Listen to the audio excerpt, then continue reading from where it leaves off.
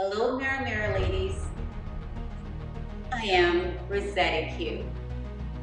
Let's talk a little bit about commitment. So you want commitment in some way, shape, or form, but for some reason or another, you're not getting the commitment you deserve. So even if you're married to this person and have been with them for 5, 10, 15 years, they're still not what you want them to. And it feels to you like they're one foot in and one foot out, and it's starting to really affect you, right? Because now you're wondering if you're good enough, pretty enough, smart enough, and that's a normal human reaction. But often, when people won't commit to us, we start to question what's wrong with us? What's wrong with me? Why is my love not enough? Why won't they love me back? Why won't they commit? After all, I'm doing everything that I'm supposed to do, but yet they still won't commit, right? What you need to understand is often when people won't commit, it has nothing to do with you. It's them. Maybe they have legitimate reasons why they're unable to invest fully, but many times it's fear.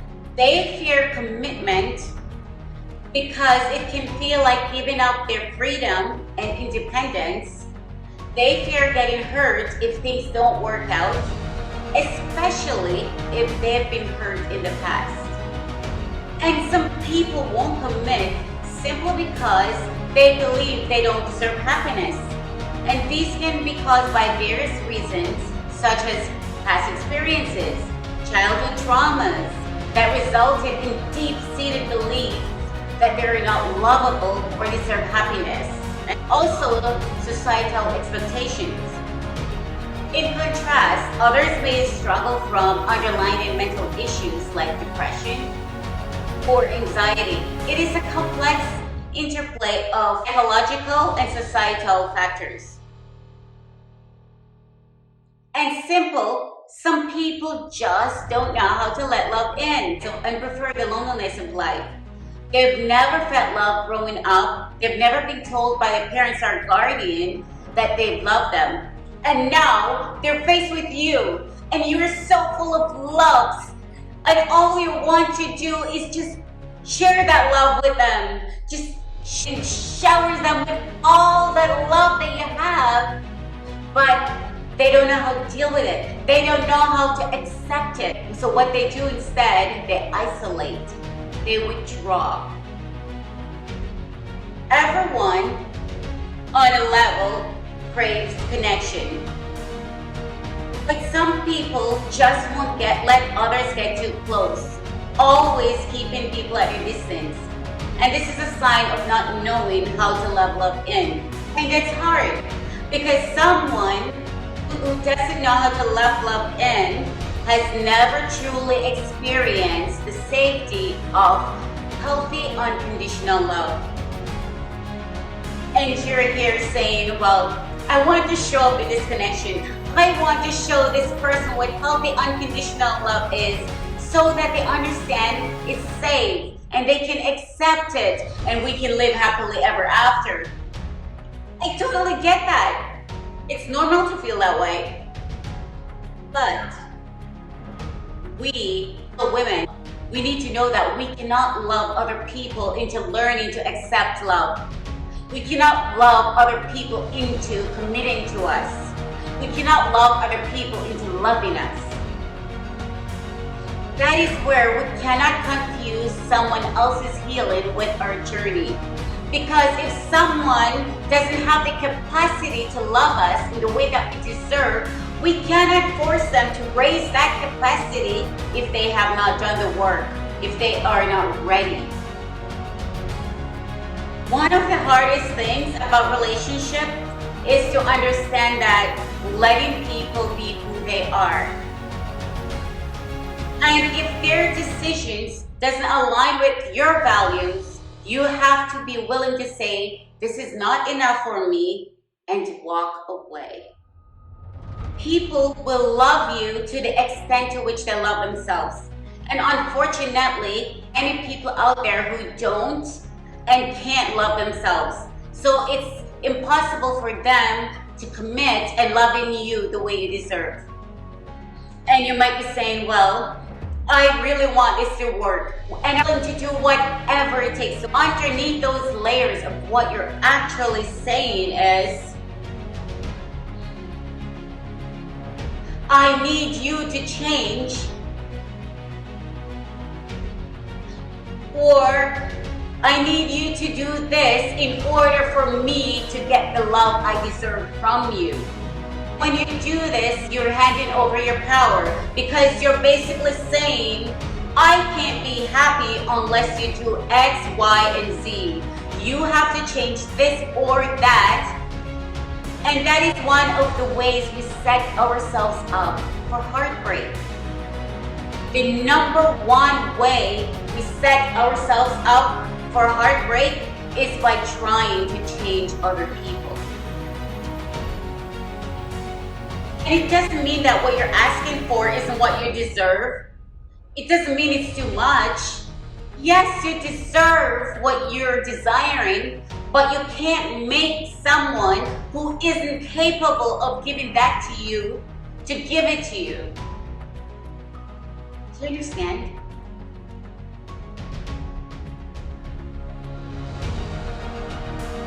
The best lesson I've learned in my life is to let people be who they are and distance yourself accordingly.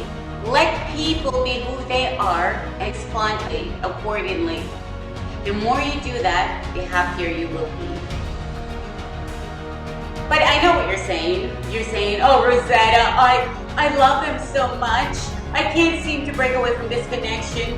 After all, he's my soulmate.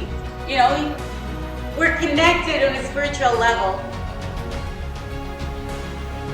Well, that might be true, but that doesn't override the truth that you are deserving of more than what you're getting.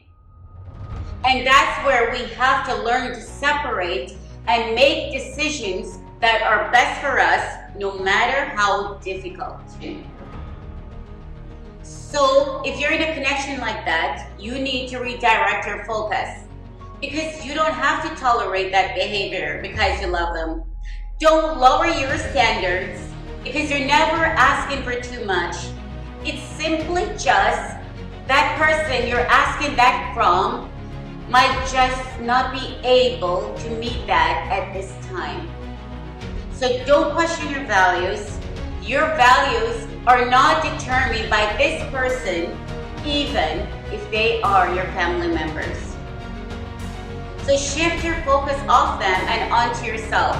There's nothing you can do to make this person change their mind or commit or give more effort. Instead, take care of yourself and make sure that your needs are met, because you cannot pour from an empty cup. Put down the baggage that they give you to carry. People have a tendency to take their baggage and place it at the feet of others who love them and say, well, you know, this is your problem now. You have to deal with my commitment issues. You have to deal with my unavailability, my trust issues, and I'm not going to work on healing any of those things. So you have to take me how I am. And you happily take on their burdens, their traumas, their past hurts, and all their other crap that is not for you to take on. There's nothing here for you to fix, heal, or fear. Put it down now. Tell me, who's carrying yours? Who's dealing with your issues? Who's dealing with your health issues, your financial issues, whatever issues that you have? Who's dealing with your issues while you're breaking your back carrying your shit? Who's carrying yours? You certainly aren't. They don't even have the capacity to look inwards and say, well, maybe I could put in a little bit more effort. Maybe I could have face my fears and try to commit. No. They're saying that they're fine the way they are. So give it back to them. Set yourself free. They live in their ego. And just so you know, your ego is your number one protection mechanism. Its goal is to keep you alive, keep you safe. It does whatever it can to protect you, though sometimes it's not what's best for you. And this is what's happening here. They won't commit because they're terrified. And their ego is saying, oh no, we can't do this. No, let's not go there. No, we can't. We need to come up with reasons now and excuses, whatever the case might be, so that we don't move forward in this. Because this is too good to be true. Let's not open up the possibility for us to get hurt again. So let's self-sabotage. Let's just do that and stay safe. Let's stay here. It's safe over here. The thing is, when people behave like that, it can come off as manipulative and cruel. But you need to understand it's not. I'm not trying to justify their behavior. But what I'm saying is, you can have empathy, understand where they're coming from, without directly equating it to your value, your worth. Because all they're doing is just protecting themselves. So deciding not to invest or to move forward is a decision they have made. And it might be the wrong decision. And maybe what you're asking for at this time might be more than they're comfortable with giving. But that does not mean what you're asking for is too much. It simply means you're just asking the wrong person. That's all.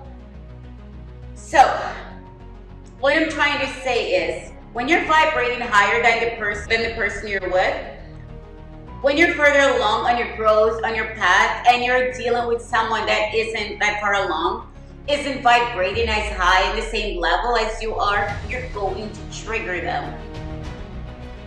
And it's not your responsibility to make sure they level up with you.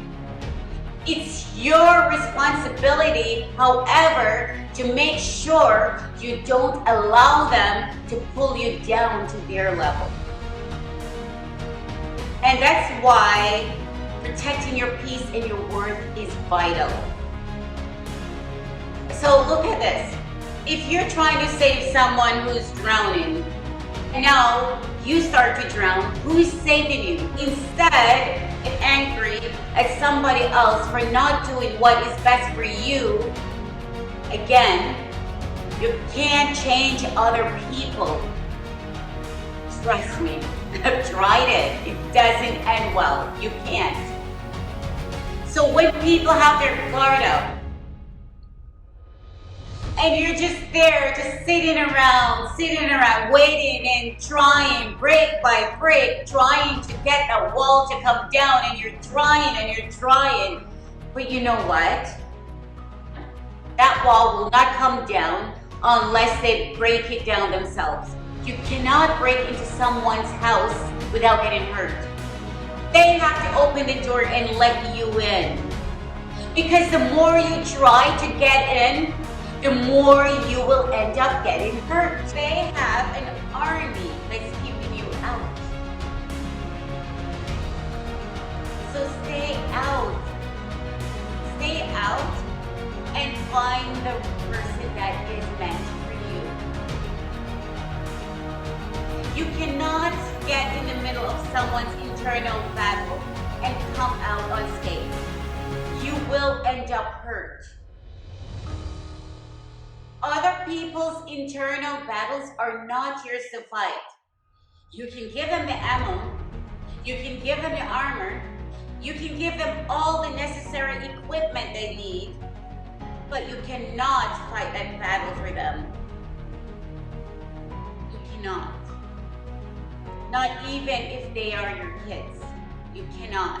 It is up to them to decide whether or not they are going to fight the battle themselves. So shift your focus, love yourself, commit to yourself, commit to your own happiness. And I know it's hard, it's easier said than done, especially when you don't want the connection to end. But you have to know when to say enough is enough and put yourself first. Because I am deserving of more. They are protecting themselves, so you have to protect yourself too, right? Because if not, you're gonna drown with them. I mean, if that's what you want, then that's fine. But if that's not what you want, then help for them. See, the thing is, a relationship will work if both people are in it together. If both people are approaching the relationship from a place of self-reflection and self-love, and by each of you taking accountability for your role in things. And by being honest and having an open communication and making it a safe space for you both to be vulnerable for the connection. Ladies, remember, what is meant for you will never pass you by.